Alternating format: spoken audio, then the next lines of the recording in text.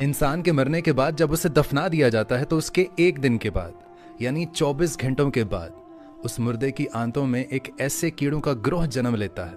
ऐसे कीड़ों का गिरोह अमल में आता है जो उस मुर्दे के पखाने के रास्ते से बाहर निकलता है और साथ में नाकाबिले बर्दाश्त बदबू फैलाना शुरू कर देता है, जो कि दरअसल अपने हम पेशा कीड़ों के लिए एक इन्विटेशन होता है, एक सिग्नल के तौर पर काम करता है। और ये ऐलान होता है बिच्छू और तमाम कीड़े मकोड़े उस इंसान के जिस्म की तरफ हरकत करना शुरू कर देते हैं और उस इंसान का गोश्त खाना भी शुरू कर देते हैं। और आप ये जानकर हैरान हो जाएंगे कि इंसान की तदफीन के 3 दिन के बाद सबसे पहले इंसान की नाक की हालत खराब होना शुरू हो जाती है।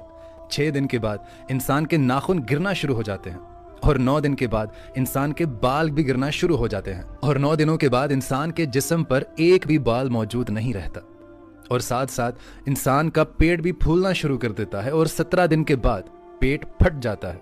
60 दिन के बाद मुर्दे के जिस्म से सारा गोश्त खत्म हो जाता है और इंसान के जिस्म पर एक भी बोटी, एक भी गोश्त का लोथड़ा मौजूद नहीं होता। और दोस्तों 90 दिन के बाद इंसान की हड्डियां भी एक दूसरे से जुदा होना शुरू हो जाती हैं और पूरा 1 साल लगता है।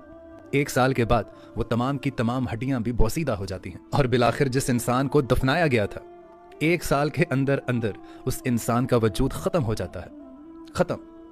अब मुझे यह बताएं कि अगर 1 साल में हमारा वजूद ही खत्म हो जाता है तो मेरे दोस्तों ये गरूर, ये तकब्बुर, ये हिर्स, ये लालच, ये घमंड, ये दुश्मनी, ये हसद, ये बुग़्ज़, ये जहां की इज्जत, वकार, नाम, पेशा किसके लिए?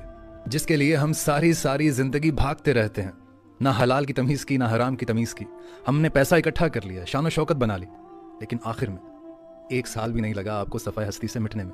और जितनी भी ये मैंने कैलकुलेशंस आपको बताई ये साइंटिफिकली प्रूवन है, ये साइंस के मुताबिक है।